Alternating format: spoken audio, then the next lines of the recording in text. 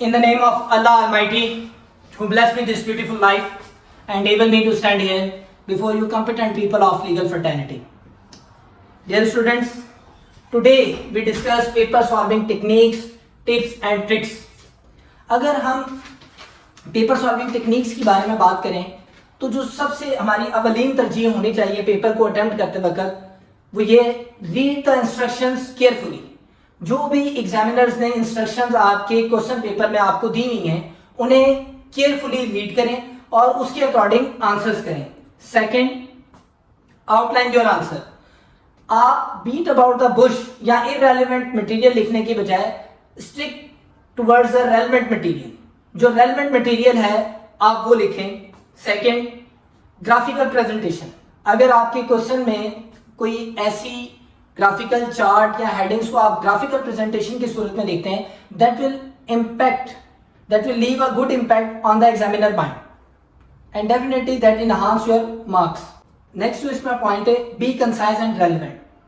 कि आपका जो मटेरियल है वो आप एक तो प्रिसाइज लिखें और रेलेवेंट लिखें.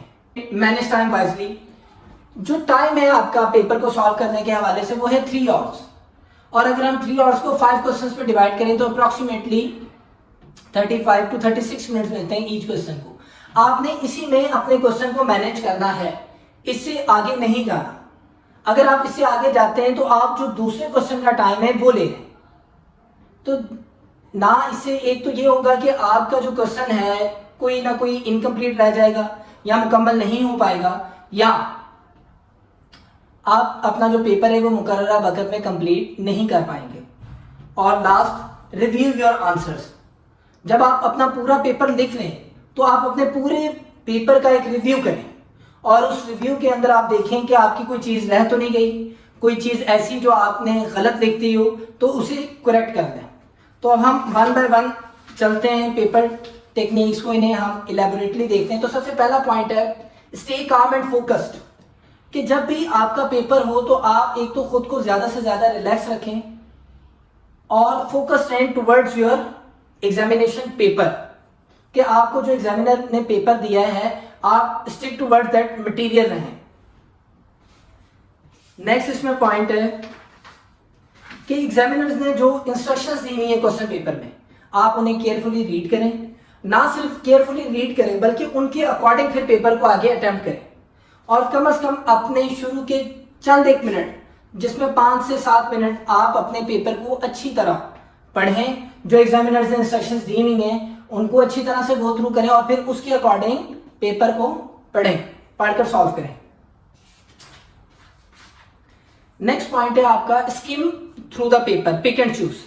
अब पिक एंड चूज में आप देखें कि कुछ जो आपके सामने पेपर आया, जो एग्जामिनर ने आपके सामने पेपर दिया एग्जामिनेशन हॉल में, आप उसमें देखें कि कौन से क्वेश्चंस आपको अच्छी तरह से आते हैं और जो आपको ज़्यादा अच्छी तरह से क्वेश्चन आते हैं उन्हें आप पहले करें. या जो इन जितने आपके पास 10 क्वेश्चन हैं, 10 में से आपने 5 क्वेश्चन अटेम्प्ट करने हैं तो आपको जो 5 क्वेश्चन ज़्यादा अच्छी तरह से आते हैं आप उन्हें अटेम्प्ट करें. उन 5 क्वेश्चनों को आप अटेम्प्ट करें.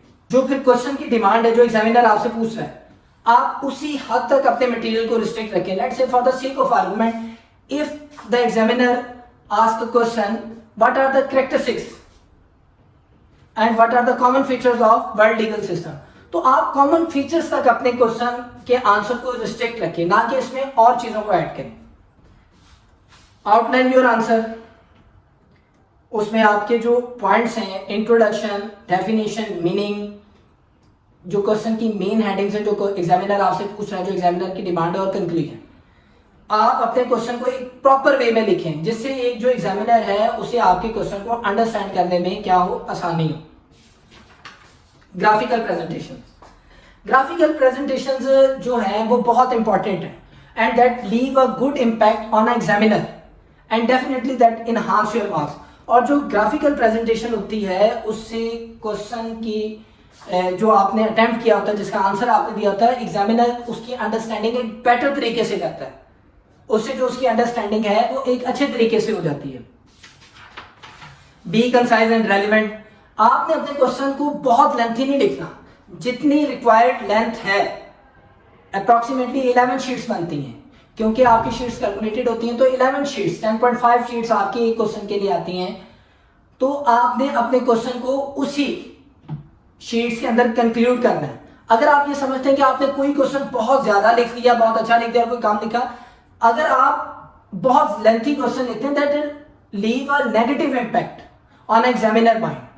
वो एग्जामिनर उससे इंप्रेस होने की बजाय उस पर उसका नेगेटिव इंप्रेशन पड़ता है, क्योंकि आप अगर कोई क्वेश्चन बहुत ज्यादा लेंथी लिखते हैं तो उस वजह से क्या होता है कि आप जो दूसरे क्वेश्चन का वक्त है वो भी आप उस क्वेश्चन को दे देते हैं, या तो फिर आपका कोई क्वेश्चन रह जाता है या आप उसे ज्यादा ही प्रिसाइज लिख देते हैं।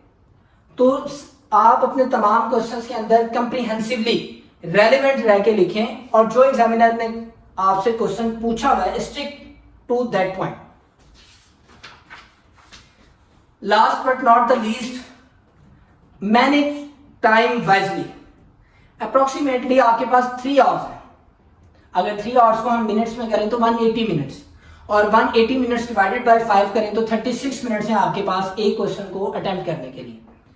और इसमें हम क्वेश्चन को पढ़ने, क्वेश्चन के रिव्यू के और ये सारे वक्त तो निकालें तो आपके पास 30 मिनट्स बचते हैं एक क्वेश्चन को सॉल्व करने के लिए। तो मेक श्योर करें कि 30 मिनट्स के अंदर आप अपने एक क्वेश्चन का आंसर शीट के ऊपर लिख चुके हैं।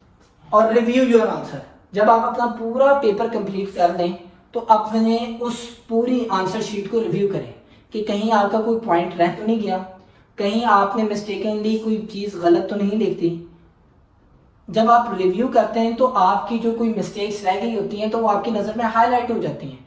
उससे ये आपको मिलता है कि आप उन्हें टाइमली एलिमिनेट कर देते हैं, और जो आपके मार्क्स डिडक्ट होने थे वो आपके नहीं होंगे।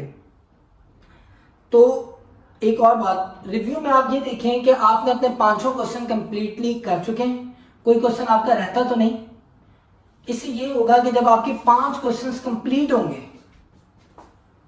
तो डेफिनेटली आपके मार्क्स भी अच्छे आएंगे। Thank you very much.